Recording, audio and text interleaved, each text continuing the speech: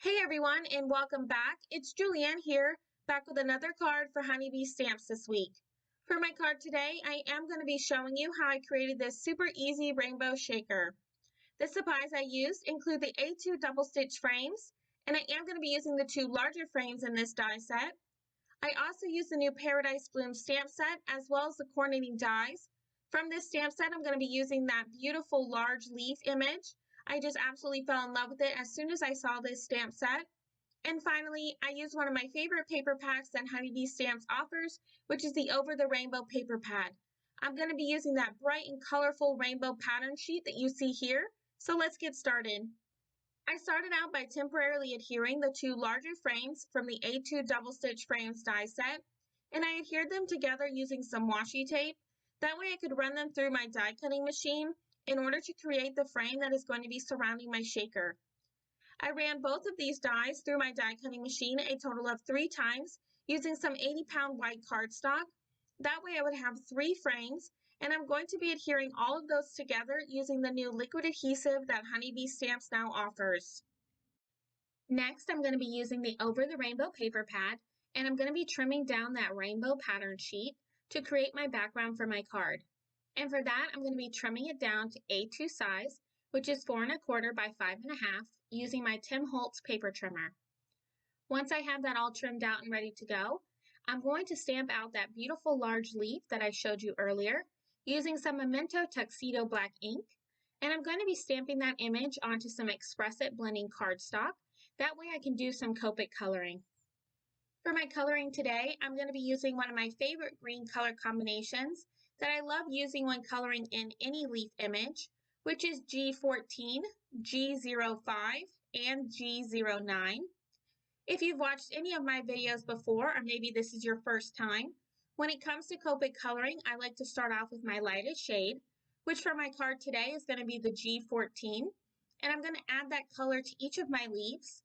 And once I have that down, I'm then going to start adding in my medium shade of G05, doing a flicking-like motion from the base of each leaf, flicking it out towards the tip of the edge.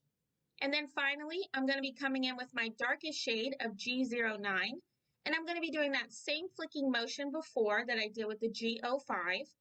And then once I have my darkest shade down, I'm then going to start working my way back down to my lightest shade. My 2 darker shades are going to add in that shading and depth to my image that would naturally be there. And then my lightest shade is going to come back in and blend them all in together. Once I've colored in the rest of my leaf image, I'm then going to be using the coordinating die set to die cut it out, running it through my die cutting machine. Once that's all cut out, you can really see just how big and beautiful that leaf image is. I love the size of all of the images that are included in the Paradise Bloom stamp set. But next I'm going to start working on assembling my shaker. And for that, I'm going to be starting out by adding some liquid adhesive behind my frames that I created earlier. And I'm going to be adhering a piece of acetate behind the frames in order to create my shaker window. To give my sequins a little bit more room to move around, I'm also going to be adding a layer of foam adhesive to the back of that acetate as well as the frames, giving my card that little bit of added dimension. Before I adhere my shaker well to my background, I find it easiest to adhere any images that I want beforehand.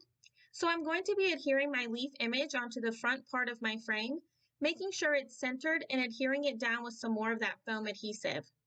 Next, I've added some of the Boho Light Confetti Mix from Honeybee Stamps onto the center of my background panel, and then I'm going to be removing the backer from my foam adhesive that's on my frames, and I'm going to be adhering that to my background directly over my confetti mix.